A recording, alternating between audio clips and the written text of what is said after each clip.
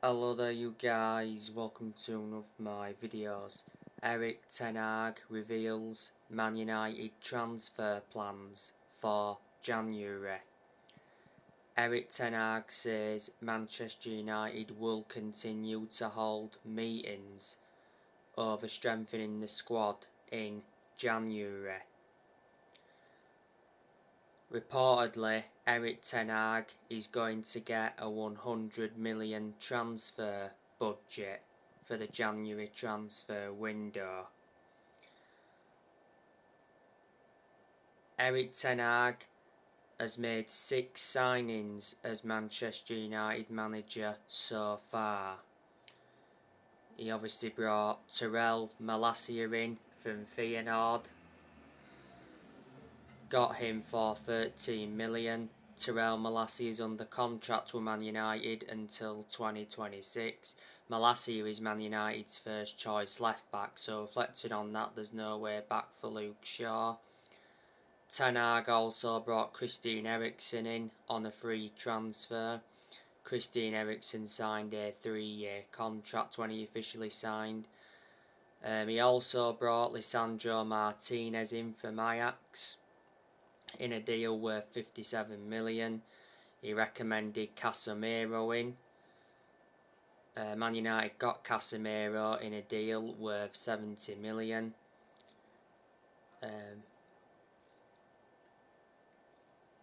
He brought Anthony in. Anthony is Manchester United's second most expensive signing ever and is the fourth most expensive signing in Premier League history. We got Anthony for around 86 million. And he brought Martin Dubravka in on loan from Newcastle. Don't forget a 2 million loan deal was agreed. Dubravka's not yet made his debut. He is a backup to number 1 David De Gea. But this year Manchester United have spent over £200 million. Let me put into the equation. Ten Hag's got rid of players, but despite that he's still inheriting players from other managerial eras. So the players that have left Manchester United this year, we saw Eric Bailly go out on loan to Marseille. Not so long ago, Eric Bailly accused Man United of favouring English players and he had a swipe at Harry Maguire.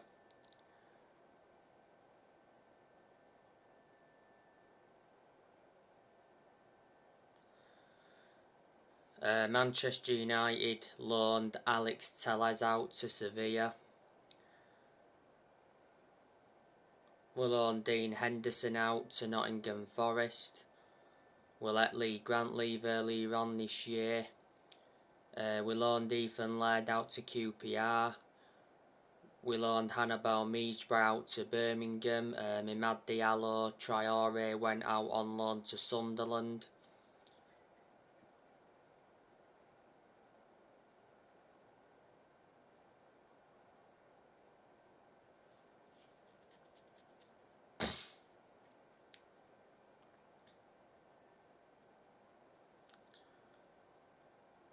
We saw Juan Mata leave Man United on a free. I heard he's close to making a move to Galatasaray. We let Cavani leave on a free earlier on this year. Lingard left on a free, he went to Nottingham Forest. Matic left the club, he went to Roma, so he's reuniting with Jose Mourinho. Paul Pogba left Man United on a free for the second time earlier on this year. He made a return to Juventus. Manchester United sold James Garner to Everton and we sold Andreas Pereira. And we let quite a few young players go. And like I've said, more players will leave Manchester United next year. I reckon Ronaldo will be leaving in January. Erik Ten Hag could get 100 million to spend if Ronaldo leaves in January. Man United stars expect Ronaldo to push for a January exit. Said Ronaldo is set to receive a transfer offer from Saudi Arabia to leave Manchester United. Ronaldo's contract at the club expires next year. There is an option of an additional year. Man United re-signed Ronaldo last year from Juventus. So Ronaldo's been his second spell at Man United. Ronaldo did score from a penalty in the 2-0 win against FC Sheriff. It was Ronaldo's first goal of the season, and Ronaldo scored his 699th career goal. Ronaldo, of course, started in the 1-0 defeat to Real Sociedad. He had a goal disallowed in that game for offside. Overall, though, Ronaldo has 18 goals in the Premier League and has 25 goals in all competitions. Luke Shaw, I think there's a chance he'll be leaving next year because, like I've mentioned so many times, there's no way back for him now because Terrell Malacia is our first choice left back. Luke Shaw did come on in the 2-0 win against FC Sheriff. Shaw is injury prone, which is a concern. He's endured around 9 years or so at Man United, so reflecting on that, he's been a long-serving player. Shaw's contract at the club expires next year. Man United will get rid of Tellez permanently. I reckon we'll get rid of Bailly permanently. Harry Maguire, he'll leave next year. He's no longer one of our first choice centre-halves, following the arrival of Lisandro Martinez. Our first choice centre-halves are Lisandro Martinez and Rafael Varane, and they do complement each other well. Revert back to Harry Maguire though. He's not good enough, and he's been dropped in quite a lot of games this season, and Man United look a far superior team without him. We look far superior when Ronaldo doesn't play either. Man United got Harry Maguire for 80 million, overpaid for him. You know, last season, the vast majority of Man United fans were demanding for the captaincy to be taken off Harry Maguire. Phil Jones, I reckon he'll leave next year. Again, he's not one of our first choice centre-halves.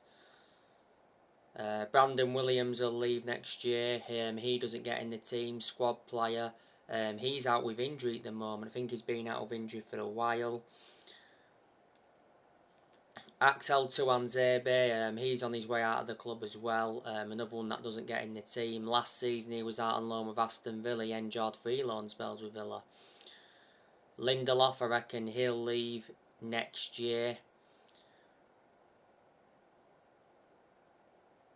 He's not one of our first choice centre-halves. He was no longer one of our first choice centre-halves when Man United signed Varane from Real Madrid. Lindelof had injury earlier on this season. Lindelof's been at Manchester United since 2017. We got him from Benfica in a deal worth 31 million. Lindelof's under contract with the club until 2024. Aaron Wan-Bissaka, yep, he's on his way out of Man United next year. No way back for him in the team because Diego Dalot is our first choice right back, and to Dalot's credit, he's been impressive this season. And Wan-Bissaka didn't travel to Moldova, by the way. Fred, I reckon he'll be leaving Manchester United next year as well. He's no longer one of our first choice centre midfielders following the arrivals of Casemiro and Christian Eriksen.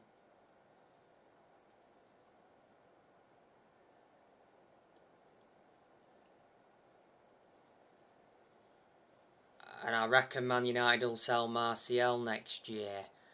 Martial's had a few injuries this season, so missed games. Revert back to pre-season, he did well. Last season he was out on loan with Sevilla. So there you go. But on the other side of things, these players that will be staying at the club, I think De Gea will be staying. De Gea could finish his career at Manchester United. De Gea is our number one goalkeeper.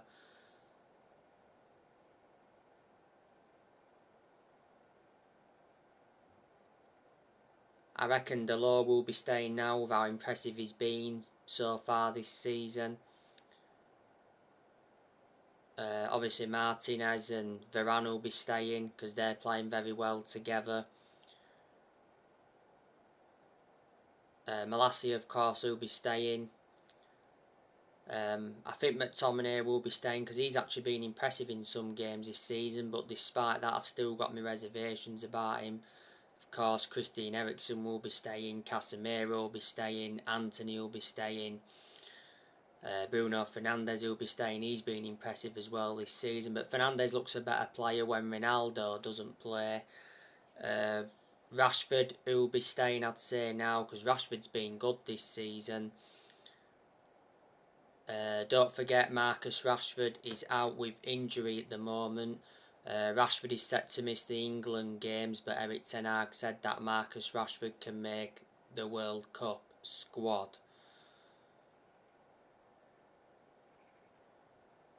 Don't forget Man United are ready to hand Marcus Rashford a new 5-year deal as a reward for his early season form. Rashford's contract at Man United expires next year. There's an option to extend for the further year. And he earns around £200,000 a week at the moment. Jadon Sancho, he's another one that will be staying at the club. We're getting the best out of Sancho now. He's in form. He's got 3 goals this season. Sancho's recent goal was against FC Sheriff. It was a very good left-footed finish. And it was a clever pass by Christian Eriksen to pick him out. And Sancho scored in the 1-0 away win at Leicester and in the 2-1 win against Liverpool at Old Trafford.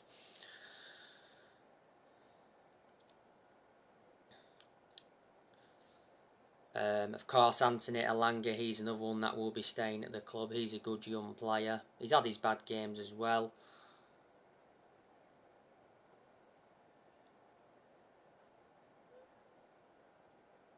And of course, Martin Dubravka will be staying, at least for this season. Whether Man United get him permanently or not, I do not know.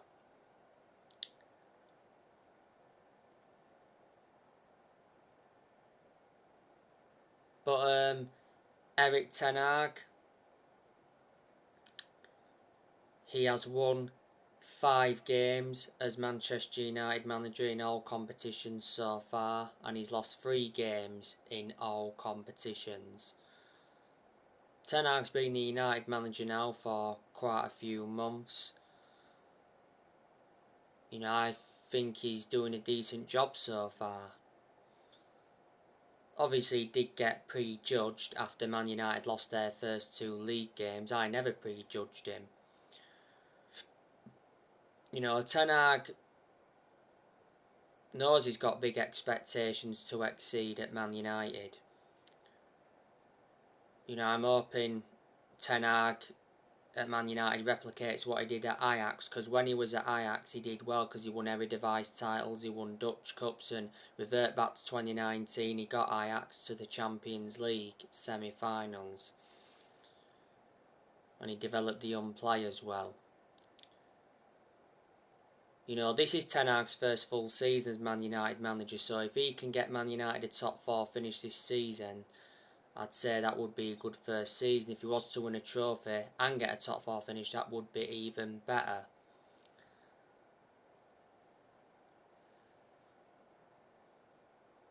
Erik ten Hag replaced Ralph Rangnick earlier on this year. Ten Hag's under contract with Man United till 2025. There's an option to extend for the further year.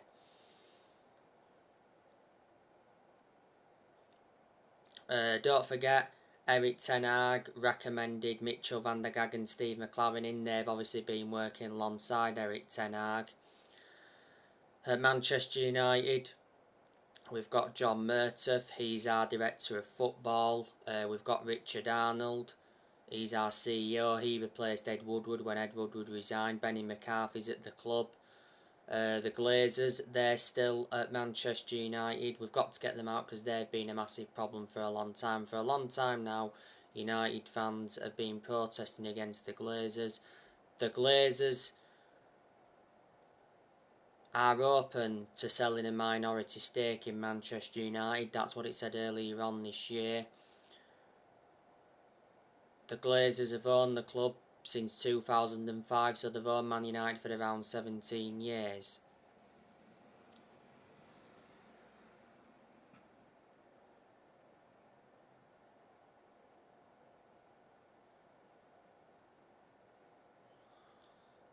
As you all know, Sir Jim Ratcliffe is interested in a £4 billion offer for Man United to take over from the Glazers. Sir Jim Ratcliffe, if he is appointed in, wants to bring Luis Campos to Man United. Luis Campos is the PSG director. Sir Jim Ratcliffe is a billionaire. He's one of Britain's richest men. He's worth around 15 billion. Earlier on this year, Elon Musk joked about buying the club. Prior to that, he said Elon Musk was planning to buy the club. And earlier on this year, it said Michael Knighton was preparing a bid to buy the club from the Glazer family. So there you go, and obviously, earlier on this year, Sir Alex Ferguson came back to Manchester United in an advisory role.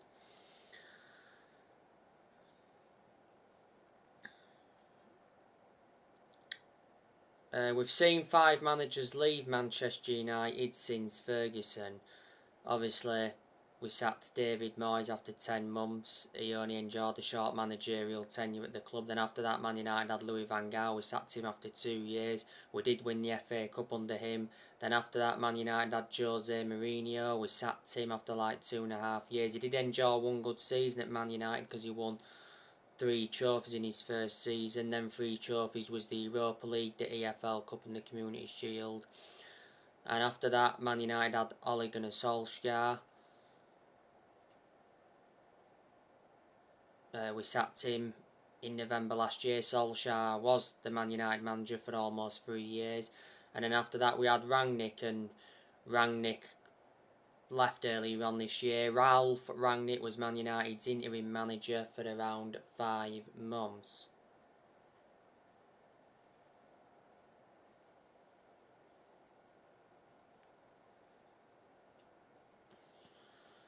So there you go. In the last, 10 years, Man United have spent over £1 billion. We only won like 4 trophies in the last 10 years. You know, we haven't won a domestic trophy since 2017. You know, the last time we won the Premier League was back in 2013. That's almost 10 years ago now. But, like I said, Man United won their last game against FC Sheriff 2-0. That was Man United's first win of the group in the Europa League. You know, it was good to see us bounce back from that 1-0 defeat to Real Sociedad. We shouldn't have lost that opening game of the group against Real Sociedad because it wasn't a penalty, wasn't handball. Lisandro Martinez got controversially penalised for the handball. But Man United have won 5 of the last 6, so we are in form. Man United were supposed to be playing Leeds, by the way, tomorrow, but obviously that game got postponed because there'd be too many police and that, and obviously what's happened to the Queen, that plays a part as well. And Man United were supposed to be playing Crystal Palace last weekend, and that game also got postponed. So Manchester United's next game is Manchester City, which is the 2nd of October. So anyway guys, that's everything to update you with. Drop your comments, likes below on the channel if you do consider subscribe as always, and take care. God bless. See you all again very, very soon.